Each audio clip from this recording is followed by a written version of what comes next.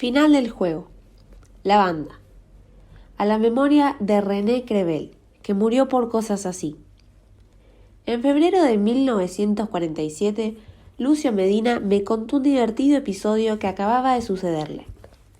Cuando en septiembre de ese año supe que había renunciado a su profesión y abandonado el país, pensé oscuramente una relación entre ambas cosas. No sé si a él alguna vez se le ocurrió el mismo enlace.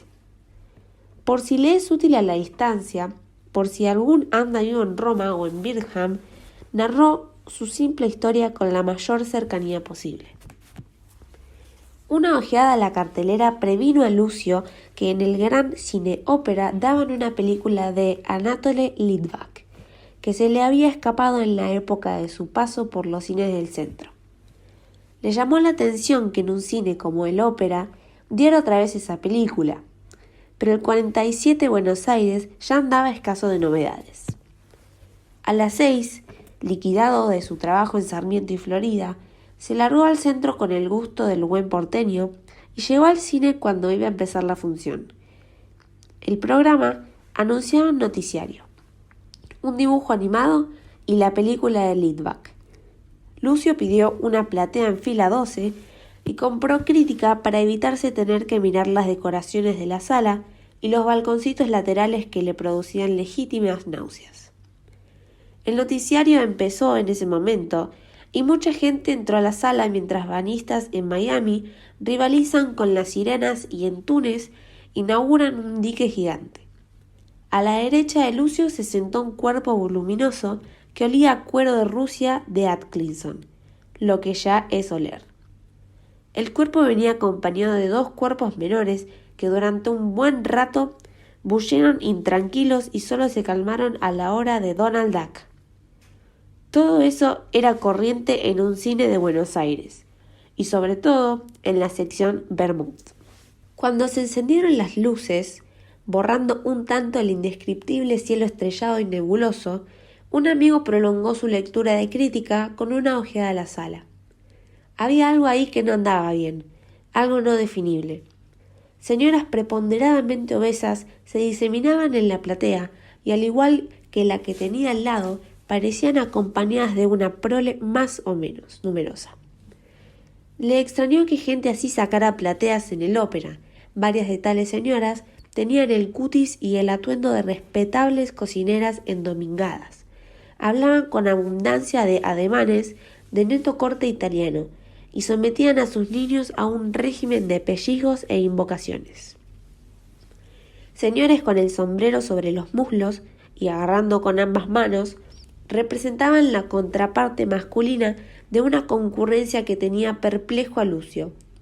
Miró el programa impreso, sin encontrar más mención que la de las películas proyectadas y los programas venideros. Por fuera todo estaba en orden. Desentendiéndose, se puso a leer el diario y despachó los telegramas del exterior. A mitad del editorial, su noción del tiempo le insinuó que el intervalo era anormalmente largo, y volvió a echarle una ojeada a la sala. Llegaban parejas, grupos de 3 o 4 señoritas venidas con lo que Villa Crespo o Parque Lezama estiman elegante, y había grandes encuentros, presentaciones y entusiasmos en distintos sectores de la platea. Lucio empezó a preguntarse si no se habría equivocado, aunque le costaba precisar cuál podría ser su equivocación. En ese momento bajaron las luces, pero al mismo tiempo ardieron brillantes proyectores de escena.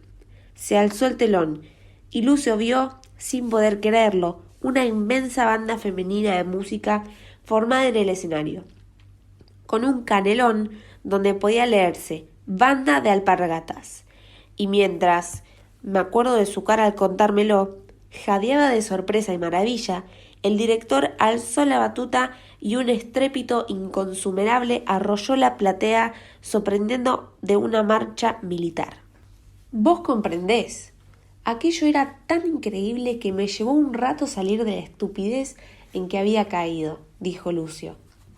Mi inteligencia, si me permití llamarla así, sintetizó instantáneamente todas las anomalías dispersas e hizo de ellas, la verdad, una función para empleados y familias de la compañía Alpargatas, que los ranas del ópera ocultaban en los programas para vender las plateas sobrantes. Demasiado sabían que si los de afuera nos enterábamos de la banda, no íbamos a entrar ni a los tiros. Todo eso lo vi muy bien, pero no creas que se me pasó el asombro.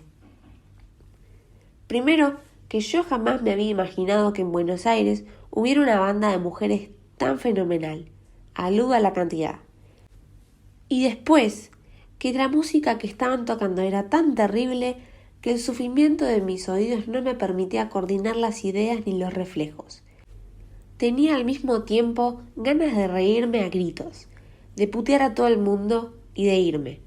Pero tampoco quería perder el filme del viejo Anatole, de manera que no me movía.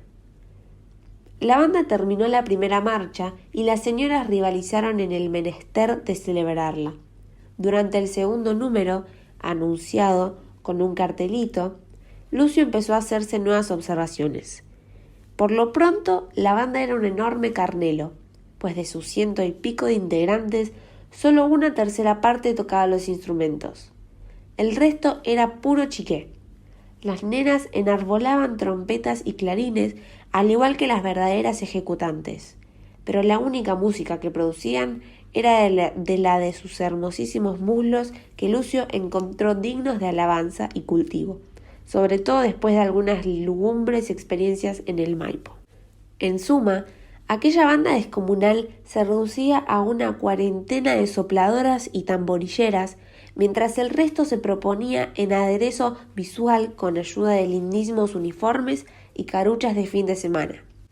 El director era un joven por completo inexplicable si se piensa que estaba enfundado en un frac que, recortándose como una silueta china contra el fondo oro y rojo de la banda, le daba un aire de coleóptero totalmente ajeno al cromatismo del espectáculo. Este joven movía en todas direcciones una larguísima batuta y parecía vehementemente dispuesto a rimar la música de la banda, cosa que estaba muy lejos de conseguir a juicio de Lucio. Como calidad, la banda era una de las peores que había escuchado en su vida. Marcha tras marcha, la audición continuaba en el medio del benepláctico general. Repitió sus términos sarcásticos y esdrújulos, y a cada pieza terminada renacía la esperanza de que por fin el centenar de budincitos se mandara a mudar y reinara el silencio bajo la estrella bóveda del ópera. Cayó el telón y Lucio tuvo como un ataque de felicidad, hasta reparar en que los proyectores no se habían apagado, lo que lo hizo enderezarse, desconfinado, en la platea. Y ahí nomás, telón arriba otra vez, pero ahora un nuevo cartelón, la banda en desfile. Las chicas se habían puesto de perfil. De los metales brotaba una ululante discordancia vagamente parecida a la marcha El Tala. Y la banda entera, inmóvil en escena, movía rítmicamente las piernas como si estuviera desfilando. Bastaba con ser la madre de una de las chicas para hacerse la perfecta ilusión del desfile. Máxime cuando al frente evolucionaban 8 impoderables churros esgrimiendo esos bastones con borlas que se revoleaban, se tiran al aire y se barajan. El joven coleóptero abría el desfile, fingiendo caminar con una gran aplicación, y Lucio tuvo que escuchar interminables da capo al fine que en su opinión alcanzaron a durar entre 5 y 8 cuadras. Hubo una modesta ovación al finalizar, y el telón vino como un vasto párpado al proteger los manoseados derechos de la penumbra y el silencio. El asombro se me había pasado, me dijo Lucio, pero ni siquiera durante la película, que era excelente, pude quitarme de encima una sensación de extrañamiento. Salí a la calle, con el calor pegajoso y la gente de las 8 de la noche, y me metí en el galeón a beber un gin fizz. De golpe me olvidé por completo de la película Liedbach. La banda me ocupaba como si yo fuera el escenario del ópera. Tenía ganas de reírme, pero estaba enojado, ¿comprendés? Primero, que yo hubiera debido acercarme a la taquilla del cine y cantarles 4 verdades. No lo hice porque soy porteño, lo sé muy bien. Total, ¿qué le va, chaché? ¿No te parece? Pero no era eso lo que me irritaba. Había otra cosa más profunda. A mitad del segundo copetín empecé a comprender. Aquí el relato de Lucio se vuelve difícil transcripción. En esencia, pero justamente lo esencial es lo que se fuga. Sería así. Hasta ese momento lo había preocupado una serie de elementos anómalos sueltos. El mentido programa, los espectadores inapropiados, la banda ilusoria en la que la mayoría era falsa, el director fuera de tono, el fingido desfile y él mismo metido en algo que no le tocaba.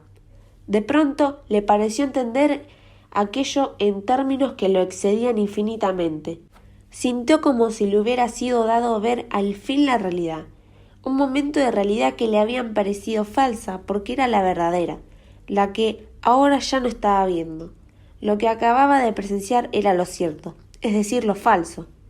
Dejó de sentir el escándalo de hallarse rodeado de elementos que no estaban en su sitio, porque en la misma conciencia del mundo otro, comprendió que esa visión podía prolongarse a la calle, a El Galeón, a su traje azul, a su programa de la noche, a su oficina de la mañana, a su plan de ahorro, a su veraneo de marzo, a su amiga, a su madurez, al día de su muerte. Por suerte ya no seguía viendo así. Por suerte era otra vez Lucio Medina, pero solo por suerte. A veces he pensado que esto hubiera sido realmente interesante si Lucio vuelve al cine, indaga y descubre la inexistencia del tal festival. Pero es cosa verificable que la banda tocó esa tarde en el ópera. En realidad, el cambio de vida y el destierro de Lucio le vienen del hígado o de alguna mujer. Y después, que no es justo seguir hablando mal de la banda. Pobres chicas.